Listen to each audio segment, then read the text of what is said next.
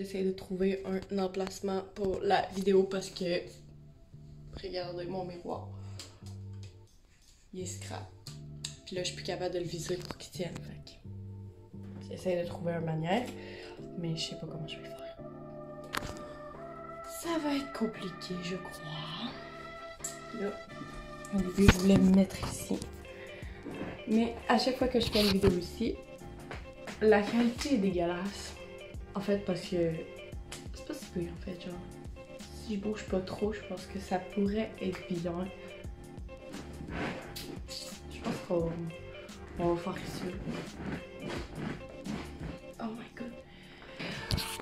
Regardez, genre, différent. Je pourrais peut-être essayer. Comment la merde? Oh my god.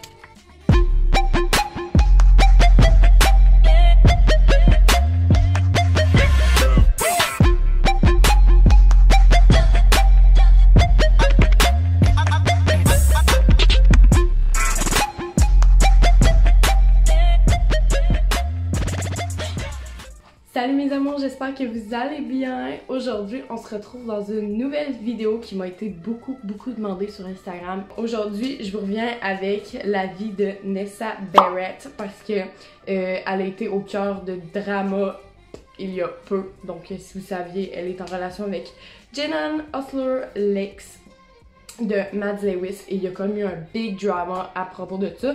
Donc aujourd'hui, en fait, je vais juste faire un gros briefing de ce qui s'est passé. Je vais aussi vous parler un peu de sa vie.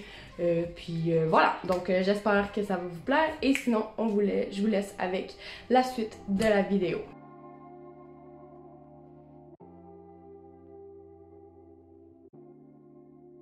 Donc, si vous saviez pas, le vrai nom de Nessa, c'est Janessa Barrett. Donc, c'est son nom de naissance. Elle est née à Absecon. Ok, je sais vraiment pas comment le dire, là, gang.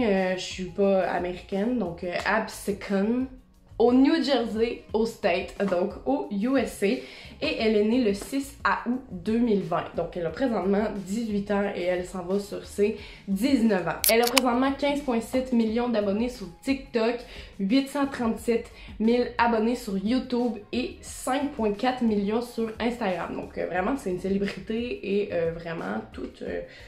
c'est une célébrité, parce que je sais qu'il y en a plusieurs qui disent que les TikTokers c'est pas des célébrités, mais pour vrai, Charli D'Amelio, pour moi, c'est une célébrité. Si je la vois dans la rue, je vais être beaucoup plus contente que si je vois Ariana Grande. Je vais me faire lancer des roches, mais écoutez, c'est mon propre opinion. Il y en a qui préfèrent Justin Bieber à, je sais pas, Travis Scott ou Kanye West. Moi, je préfère Charli D'Amelio, Nessa Barrett. C'est mon délire, personnellement. Elle a un frère plus jeune. On connaît pas le nom de son frère et de ses parents. Et je pense que c'est parce qu'elle s'est fait tellement intimider sur les réseaux sociaux que c'est mieux qu'on connaisse pas l'identité, parce qu'il y en a qui se sont fait ultra bâcher, comme quand elle avait dansé sur le Coran. Il y avait une panoplie de personnes qui avaient été insultées, sa famille, ce que je trouve tellement débile, parce que c'est pas à sa famille de prendre la responsabilité, mais c'est plus à Nessa d'apprendre. Il n'y a pas vraiment d'informations sur son parcours scolaire. Pour vrai, c'est pas comme Addison ou Charli qui a beaucoup d'informations. On le sait qu'elle a quitté l'école rapidement et qu'elle est allée dans des cours privés. Et on n'a aucun nom d'établissement. On ne sait pas quelle vraiment date elle a arrêté l'école. On ne sait pas en quelle année non plus. Mais voilà, puis je pense qu'aujourd'hui, elle n'est plus à l'école. Je pense qu'elle se concentre plus dans la musique et les réseaux sociaux que l'école, ce que je comprends totalement.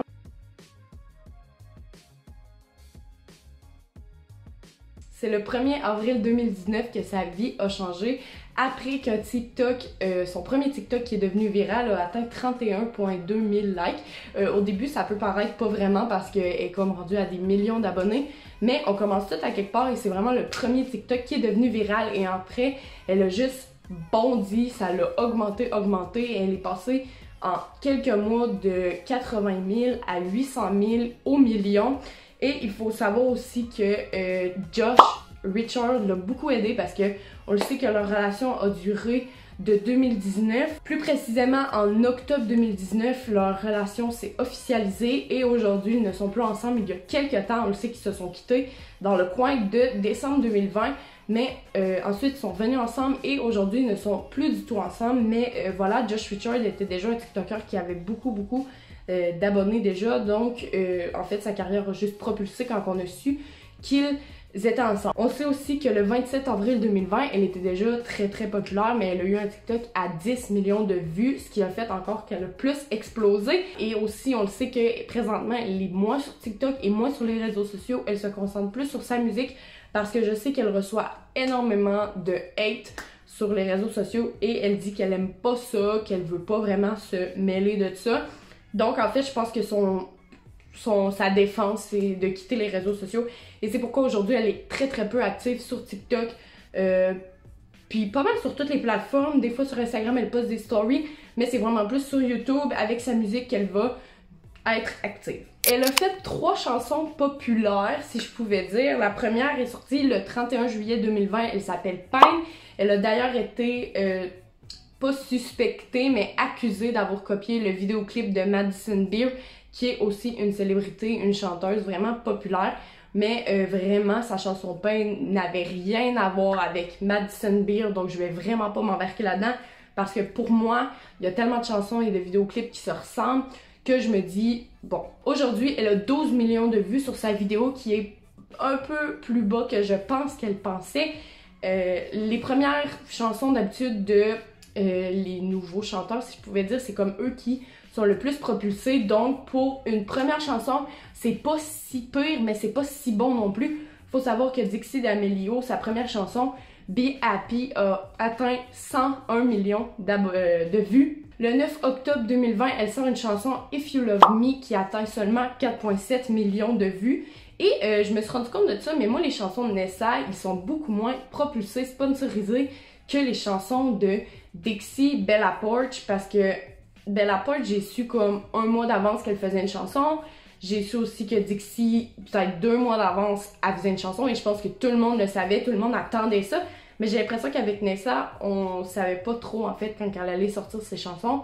On savait pas trop ce qui allait se passer, on était comme un peu dans la vague. Et moi, vous voyez, If You Love Me, j'ai jamais eu connaissance de cette chanson-là. Et c'est peut-être pourquoi elle a eu seulement 4,7 millions de vues. Je pense qu'elle s'attendait vraiment à avoir plus. Elle a fait plusieurs covers aussi comme Santa Baby pour Noël. Elle a fait beaucoup de covers qui ont atteint pas beaucoup de vues. Donc c'est pourquoi je les ai pas inclus dans cette vidéo-là. Mais vous pouvez aller voir sur sa chaîne. Elle a beaucoup de chansons qu'elle a faites. Soit qu'elle les a écrites, soit qu'elle fait un cover. Et les 3 chansons que je vous donne aujourd'hui, c'est elle qui les a écrites. Sa chanson qui a atteint le plus de vues, c'est évidemment le 19 février 2021, donc ça fait vraiment pas longtemps, vous avez probablement eu connaissance. C'est Lady Die avec Jaden Hossler. Donc Jaden Hossler, c'est lui aussi qui a fait la chanson Angel and Demon, qui a atteint beaucoup de vues, et leur vidéoclip a atteint 27,7 millions de vues, ce qui est énorme, quand même beaucoup. Et je pense pourquoi qu'il y a autant de vues sur cette chanson-là, c'est parce qu'on a vraiment entendu parler, vu qu'il y a eu un gros drama autour de cette chanson-là. Pour le nombre de sponsors qu'ils ont eu sur Instagram, TikTok, YouTube, je trouve que c'est pas beaucoup de vues quand même. Mais j'ai l'impression que le monde a comme hate Jaden pis Nessa pour cette chanson-là. Et c'est pourquoi il y a pas beaucoup de monde qui sont allés voir. Mais en même temps, ils ont plus de vues que sur leur autre chanson à cause de ça. Je sais pas si vous me comprenez, mais voilà. En 2020, on estime le net worth de Nessa Barrett à 1 million de dollars. Donc ça veut dire qu'environ dans toute l'année 2020, elle a gagné 1 million de dollars. Aujourd'hui, ça doit être plus énorme. En 2021, elle doit bientôt toucher le 2 ou le 3 millions, surtout avec la monétisation sur TikTok qui est arrivée.